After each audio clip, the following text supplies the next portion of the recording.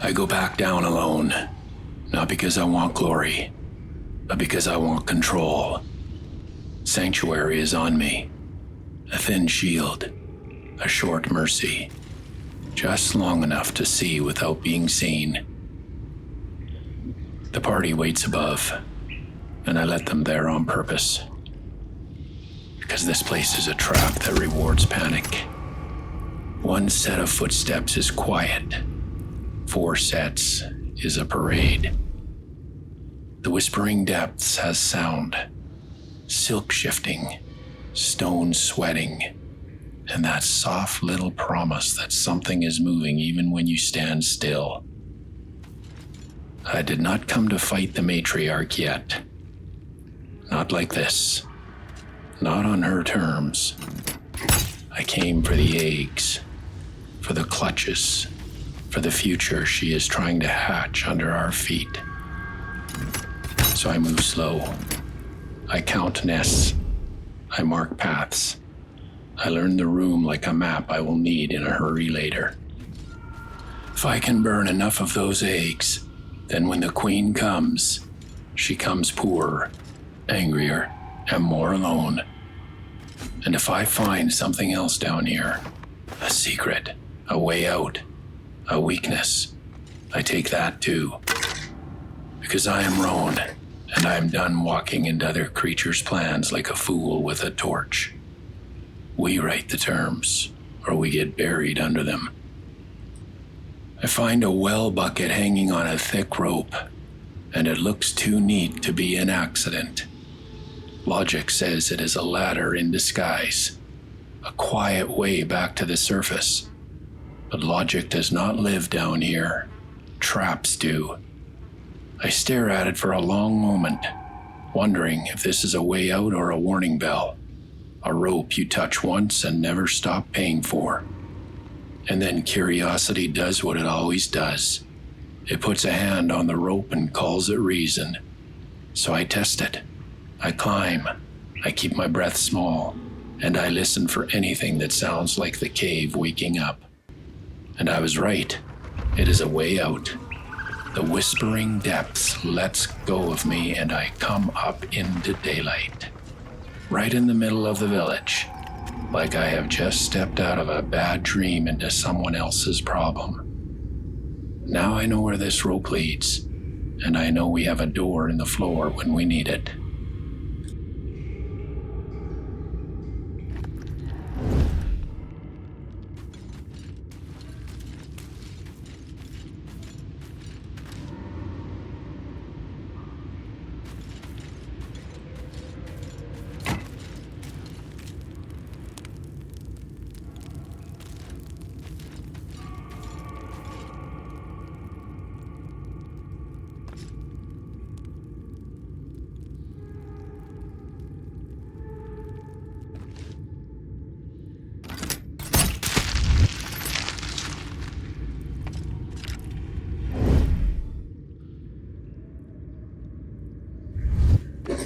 I fish the gold and a healing potion out of the pack.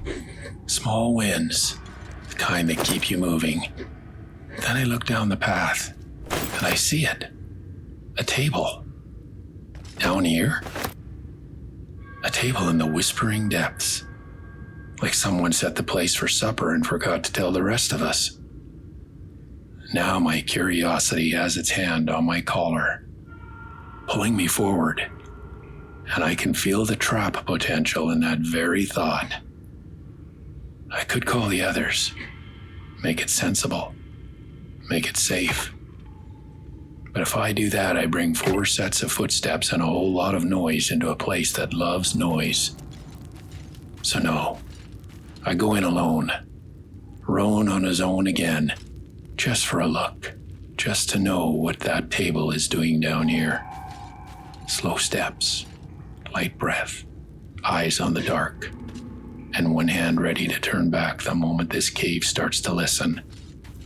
Because down here, even furniture can be a warning.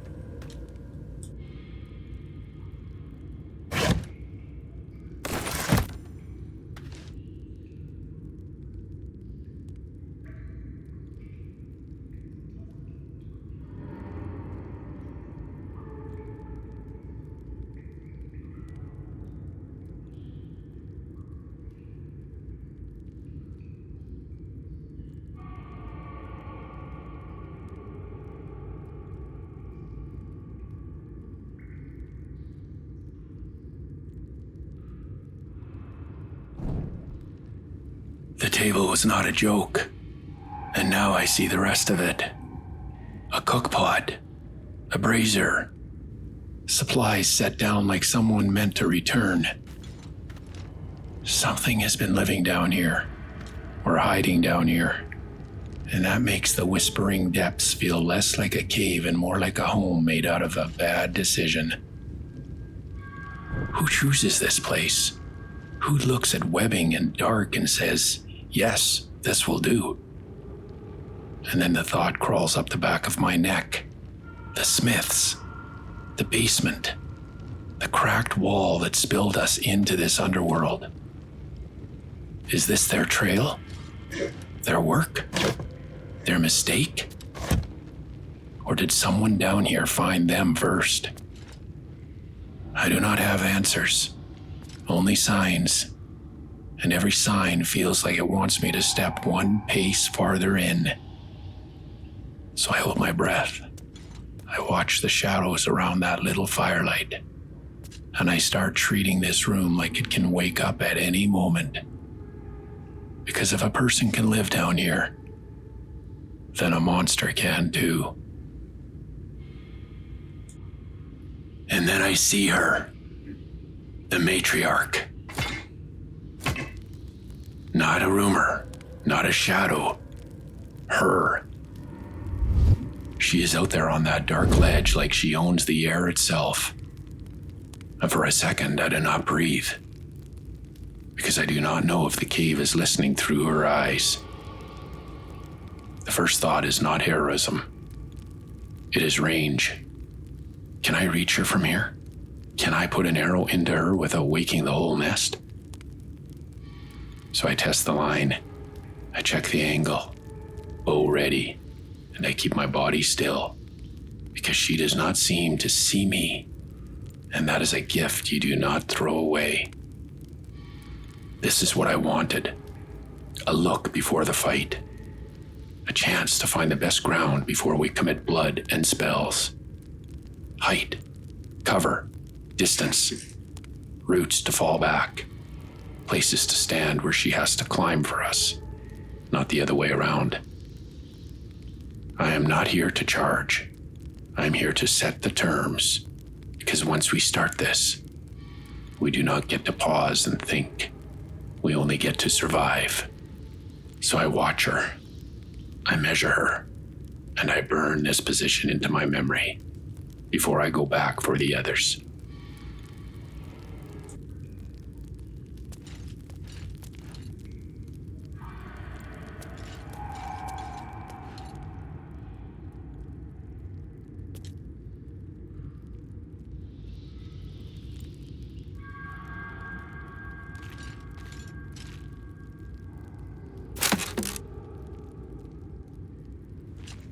I pry open a wicker basket expecting scraps, and instead I find treasure with ink on it.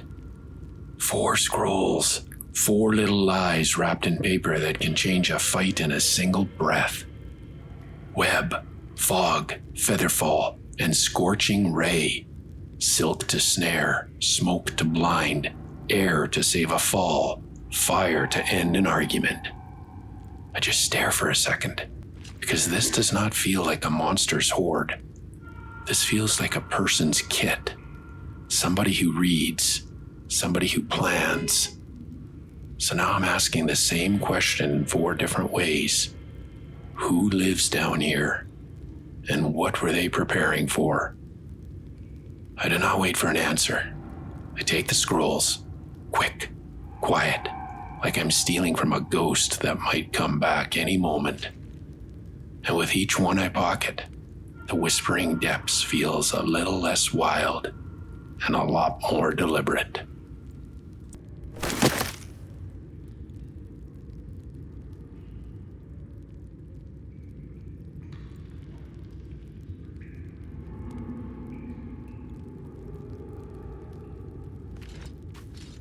What's this sheet of parchment set aside? It's like a confession.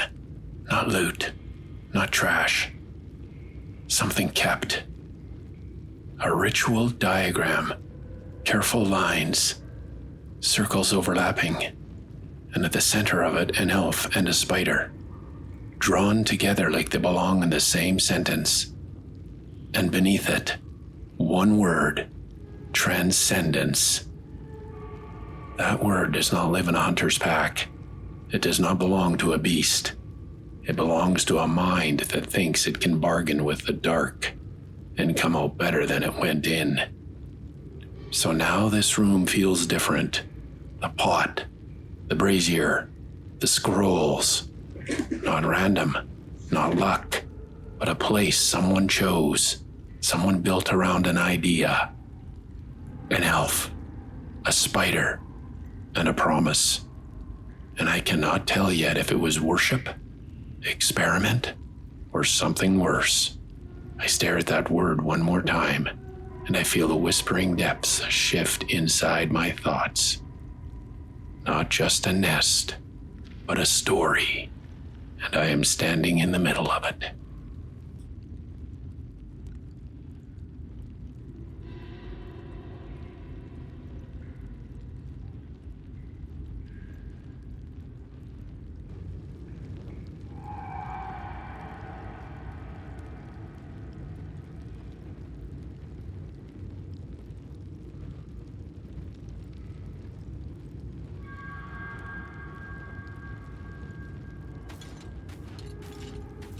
This tattered journal is not a diary.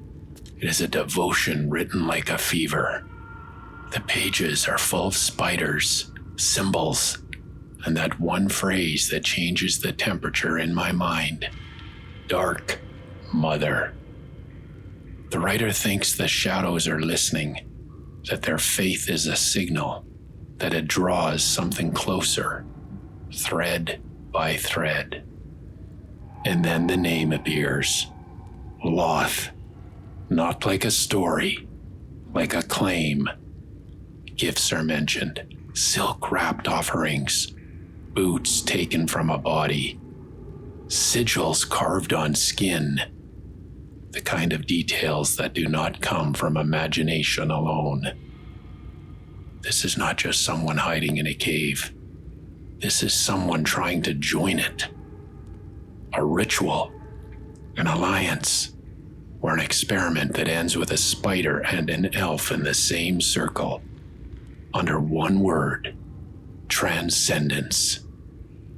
And suddenly I am not just scouting a nest. I am standing in someone else's workshop, with their prayers still hanging in the air. I do not know yet what came true down here, but I can feel the shape of it. And I do not like it. Oh yeah, I do not walk up to this chest like a fool anymore.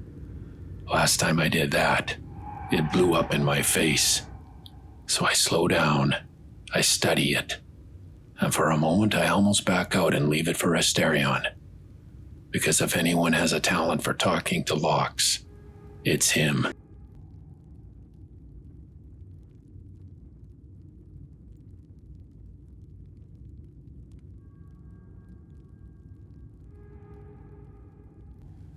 But curiosity wins again, just enough for me to take a closer look. And when it feels clean, I go for it. And the chest gives up its secret. Boots, spider step, uncommon. But down here that word means nothing. Down here it means survival. Immune to being ensnared, walking over web like it is nothing. And the moment I see them, I hear the journal again.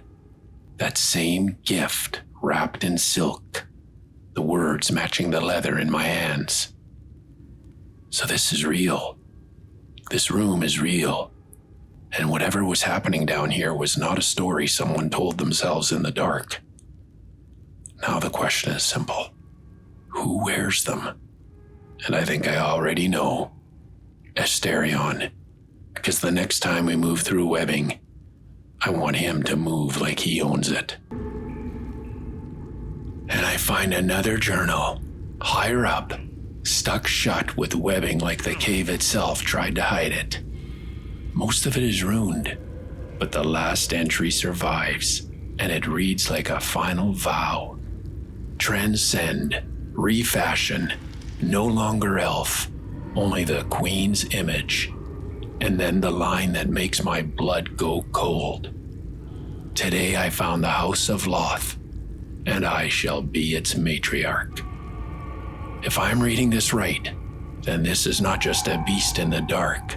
This is a mind that wanted a new body, and may have found it. So the fight changes in my head, not because she is stronger, but because she might be purposeful. A spider that does not only hunt, a spider that plans. And I am standing in the middle of the proof, with webbing on my hands and a queen somewhere out there who used to have a name.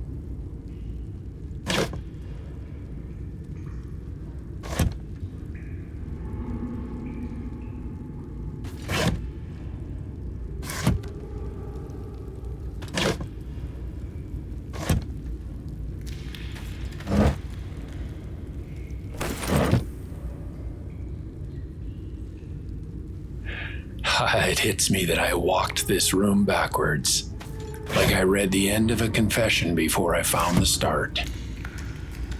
This book is half ash, most of it carefully burned, and what remains is one sentence written again and again until it looks like agitation on the page. In her form I find ecstasy.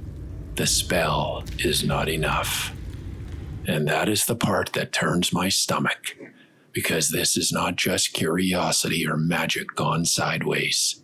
This is obsession, the kind that does not stop at a ritual, the kind that does not stop at pain. So if I found the answer by the wrong door, it does not matter. The trail still leads to the same place. An elf who stopped thinking of themselves as a person and started thinking of themselves as a shape, something to wear, something to become. And Loth is not a toy you play with. Not down here. Not in this dark house of silk.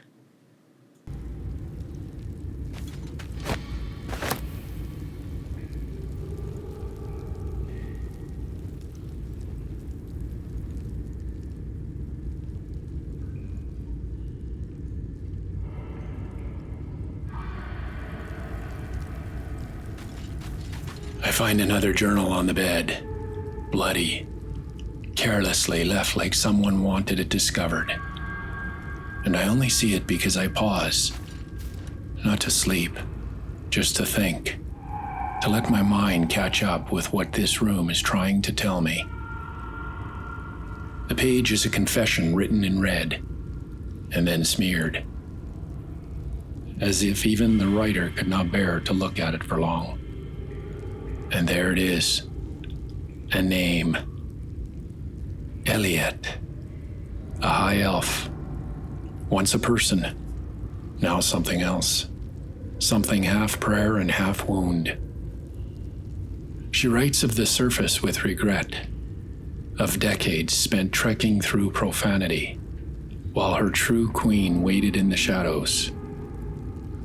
She writes as if she has been listening to the same whispers for so long that her own name tastes foreign to her now.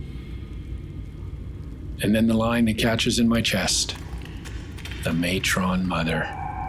A throat. A knife that draws blood. She speaks of visions granted by the Spider Queen herself. Of downfall. Of a whelp from an insignificant house cutting a future open. I do not know yet who she calls mother, whether she means a drow matron or she means the Dark Mother above them all. But I know this: it reads like prophecy, or a plan, or both. And if Elliot truly came down here to become something else, then I am not just standing in a nest. I am standing inside a story that has teeth.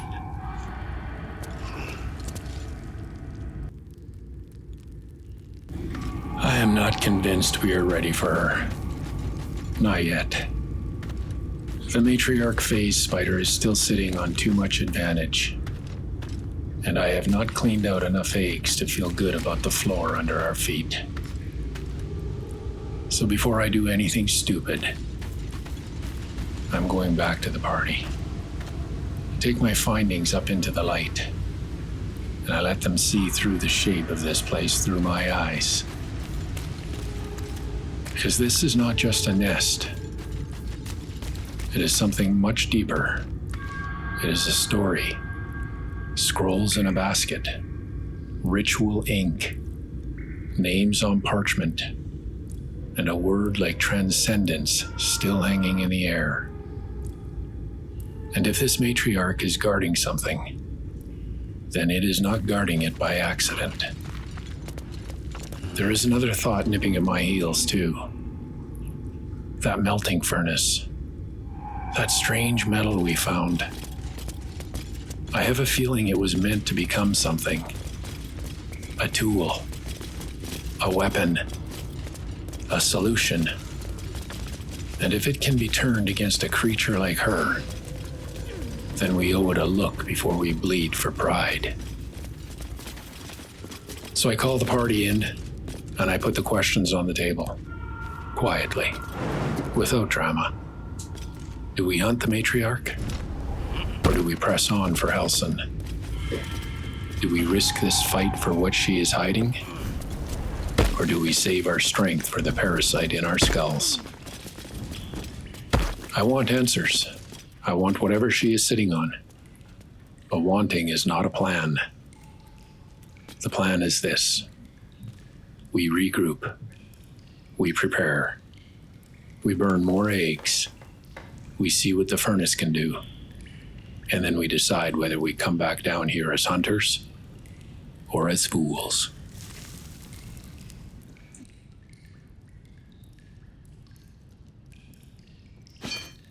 We find the melting furnace again. Fire in the stone. Like someone left a thought burning here and expected us to finish it. I try everything I can think of. I run the strange metal through every idea I have.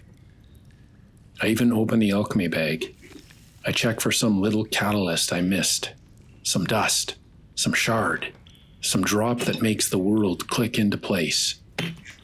Nothing. No combination. No spark. No secret handshake between metal and fire.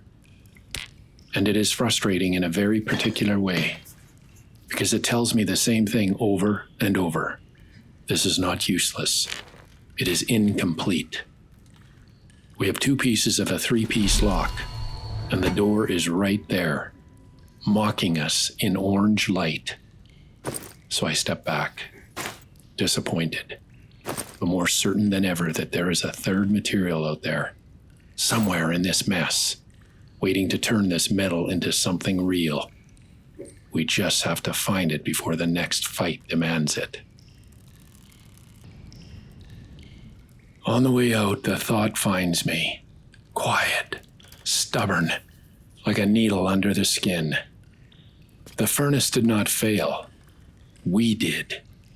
Not with skill, with missing pieces. We have the strange metal. We have the fire.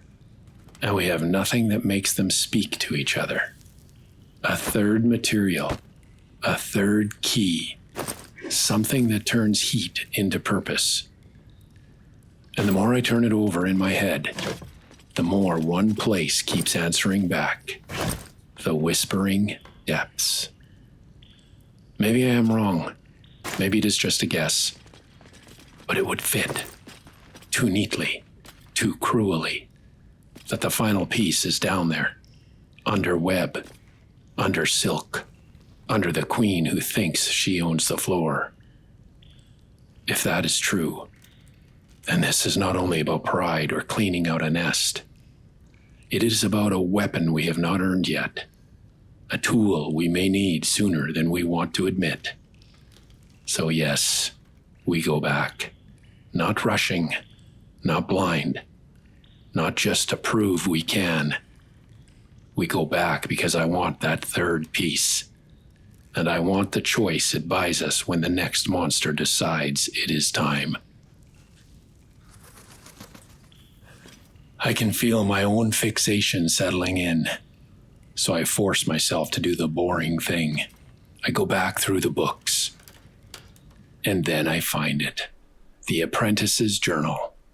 Quiet words, written like someone thought they'd get away with it. A key gem, hidden, safe, in the tunnels.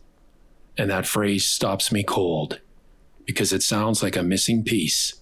It sounds like the third thing I couldn't name at the melting furnace.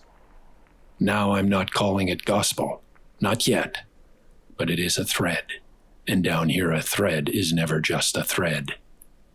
If there is a key gem in these tunnels, if it's real, then it is exactly the kind of item someone would hide under web and darkness, behind a queen that doesn't share. So my first instinct comes back with teeth. The final piece is down there, in the whispering depths, waiting for someone to bleed for it. And if I'm right, then we're not just hunting a spider anymore. We're hunting a lock, and I want that key. Well. I was ready to swear the key gem was our missing piece, and then I do what I should have done earlier. I check my own pack properly. And there it is, High Cliff's blueprints, sitting in my inventory like it's been laughing at me the whole time. I open it, and the answer stares back in black and white. Not a guess, not a rumor, a name. Susser Bark.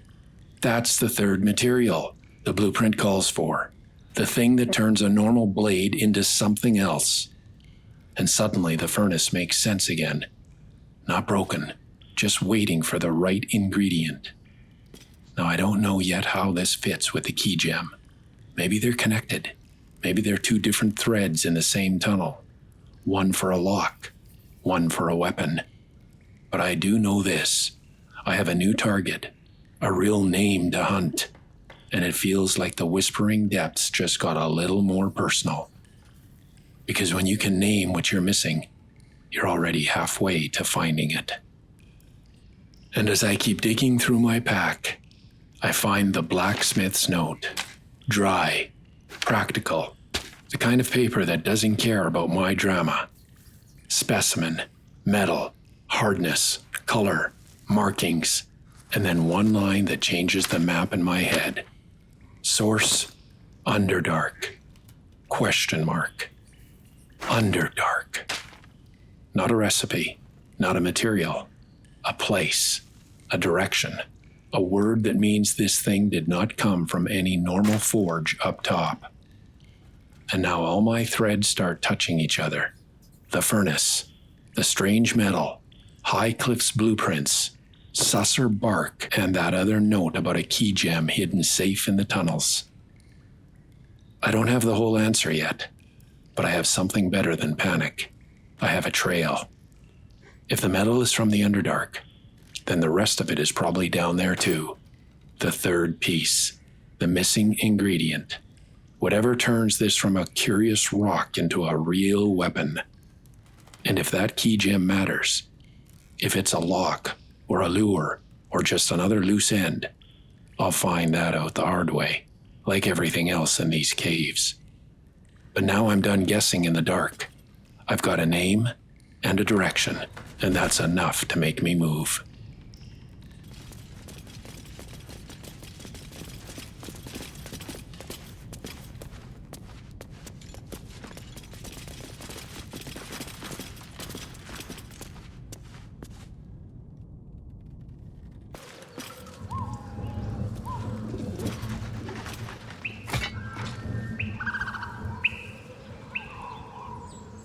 I go to call for a long rest because my head is full. Maps, names, threads, and I need a clean night to turn it into a plan. But the camp does not owe me sleep. We are short on supplies. Short enough that the bedroll is a luxury we can't afford yet. So the rest has to wait. First, we hunt what keeps us alive. Food, packs, anything the road left behind. Anything that can be turned into one more night of breathing. It is an annoying problem. A small one. Until you remember small problems are how people die down here. So we scavenge. We ration. We take what we can find. And only then do we let our eyes close.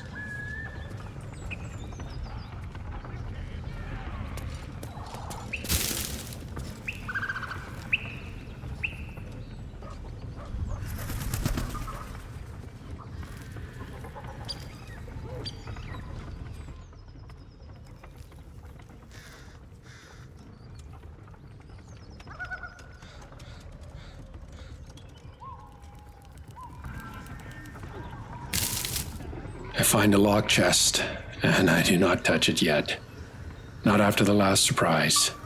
Not when we're running thin on everything that matters. So I mark it, I step away, and I let the day pass. When nightfall comes, I hand it to Asterion. Because some problems are best solved by a man who enjoys them.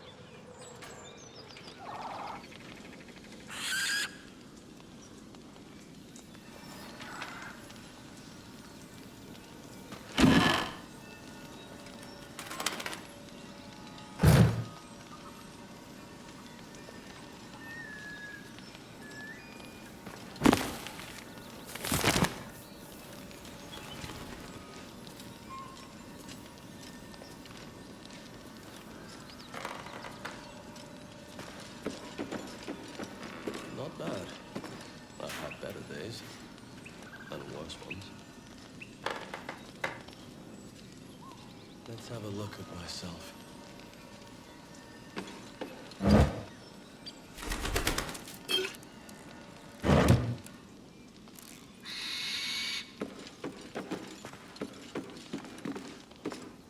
Nothing.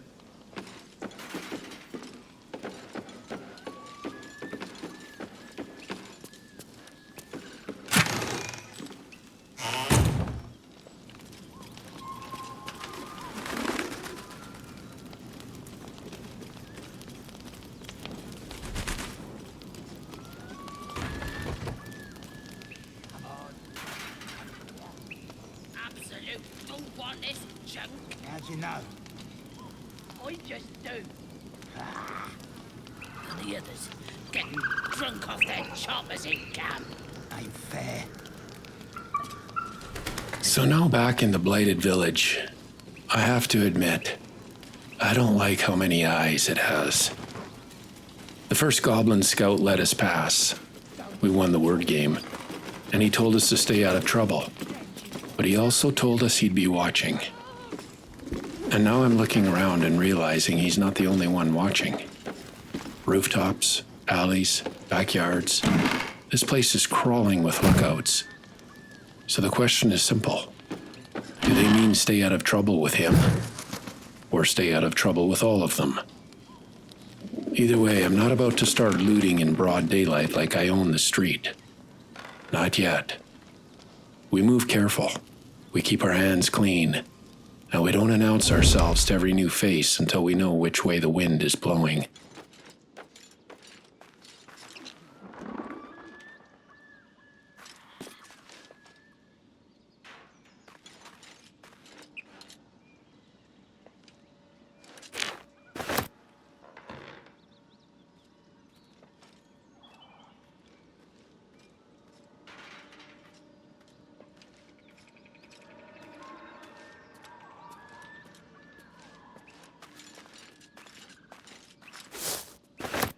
I find a ledger on a shelf, a little apothecary record, cultivation notes, orders, the quiet paperwork of people who thought tomorrow was guaranteed.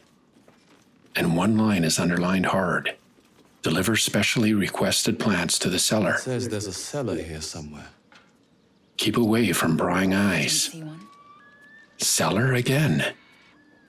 That word is showing up too often now to be coincidence. Like someone in this village has been using basements the way other people use locks, as hiding places, as doors. And I can't tell yet if they mean the smith's cellar, the one with the furnace and the cracked wall, or if this building has its own hole in the floor, its own secrets packed under stone. Either way, it tells me the same thing. There are things being moved around here that don't want daylight. And someone went out of their way to keep them out of sight. So I pocket the clue, and I start looking at these houses differently. Not as ruins, as containers. Because if the cellar is where the village hides its best work, then that is where we need to look next.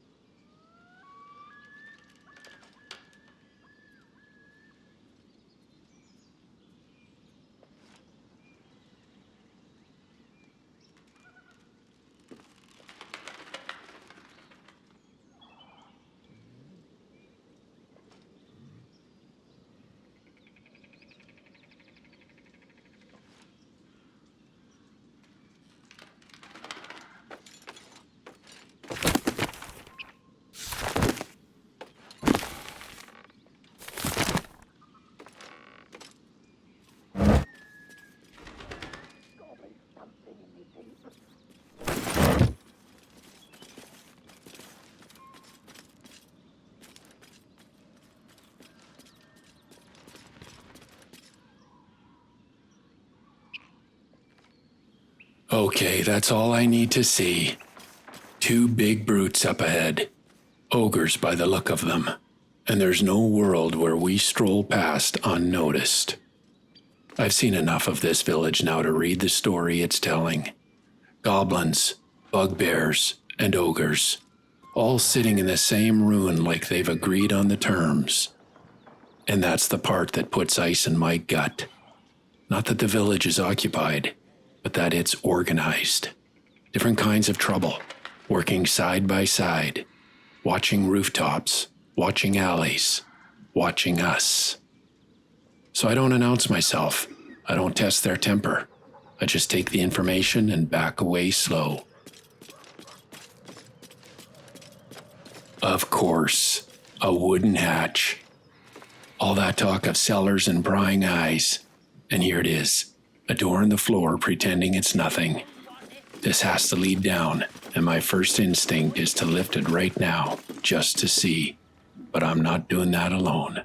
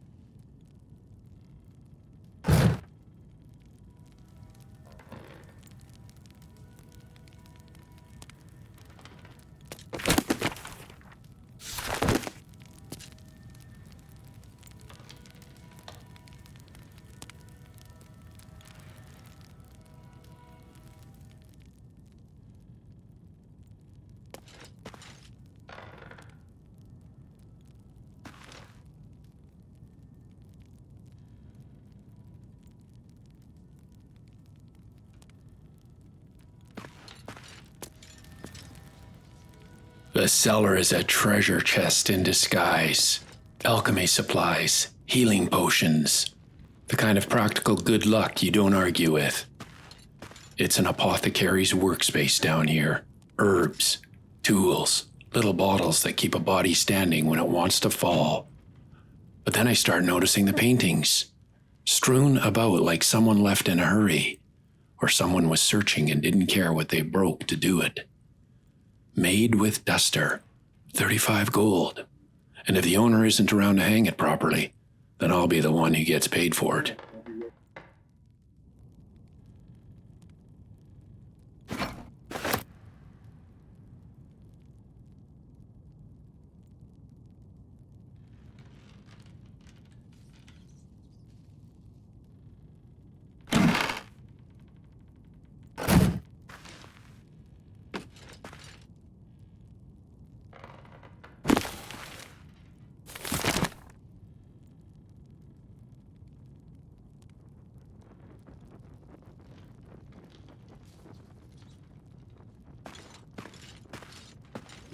And then I see the other one, Tiger Mist, hanging crooked on the wall like it's trying too hard to look casual. I've seen enough stories to know when a wall is lying, and that frame is lying. So I call Mr. Eon over, quietly, and I have him take a closer look. Because in a place like this, sometimes the most valuable thing isn't in the chest. It's behind a picture that no one bothered to straighten.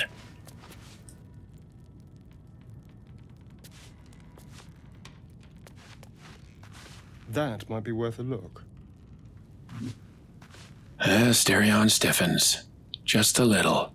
The way he does when a room starts talking back. And sure enough, he's found something. A lever. Half hidden behind crates. Like it was meant to be missed by anyone who doesn't know how to look. But a lever is never just a lever down here. It could open a door, drop a trap, wake up a whole new problem. Or it could be a disguise for something else entirely. So before we pull it, I make us slow down. We search the cellar properly. Walls, floor, that spot where the crooked painting was trying too hard. Every corner that feels just a little too clean. Because once you throw a switch, you don't get to unthrow it. So we take the room first, then we take the lever.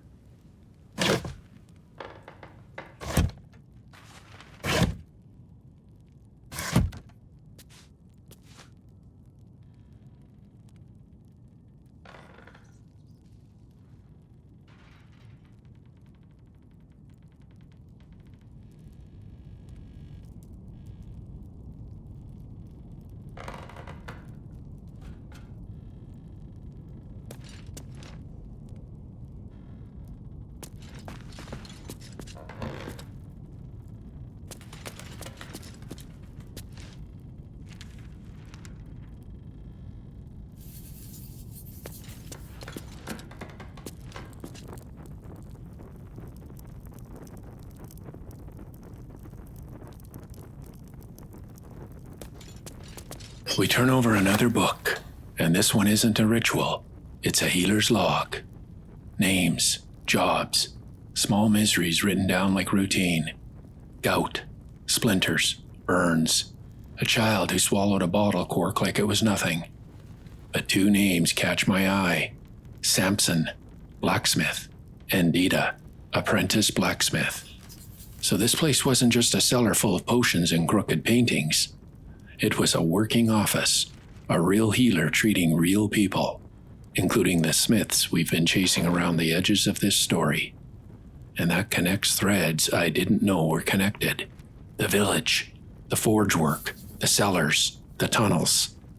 Whatever happened here didn't start as monsters and blood. It started as ordinary days, and then it went bad.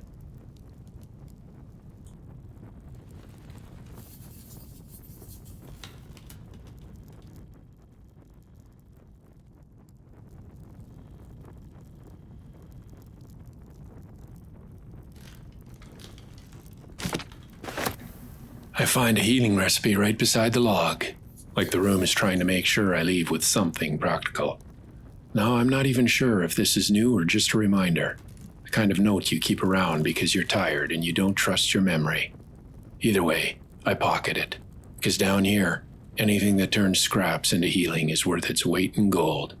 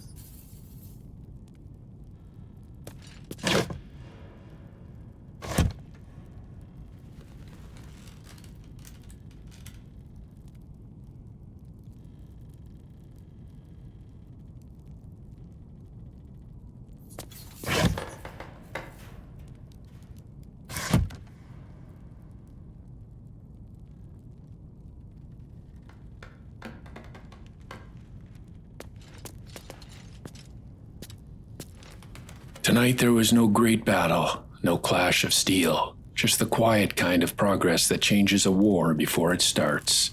A cellar turned into a map, potions, notes, names, and enough loose threads to prove this village has been lying for a long time. I can feel the story tightening, not with blood, with meaning, the kind that makes the next step heavier than the last. And now we stand in front of one final choice. That lever, a small piece of wood and iron that could open a door or open a mouth. I'm not pulling it on impulse, not after what we've learned, not when the wrong sound can bring the whole place down on us.